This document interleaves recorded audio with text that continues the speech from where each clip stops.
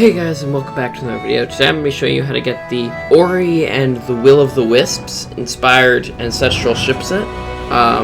Note, this guide is for PC only. I don't know how to get this on Xbox. So it's probably pretty similar, but yeah.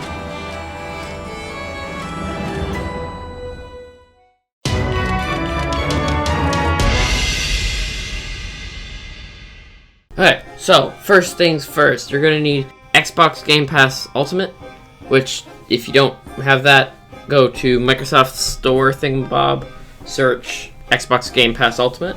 There it is. If you don't have it, you can buy it with $1, which is pretty good. And if you get it, you can play Ori and the Blind Forest and Ori and the Will of the Wisps. For the first month, it's $1. For any month after that, it's $15. So, I mean, do what you want. But yeah, I'm gonna be playing it. It's gonna be fun. So once you've got the pass, you're gonna need to go to this site. It's the top link in the description. You're gonna want to install the new Xbox Beta app for Windows 10 PC. So just hit download, hit the whatever install. You'll have to launch the installer, which should just be in your little downloads.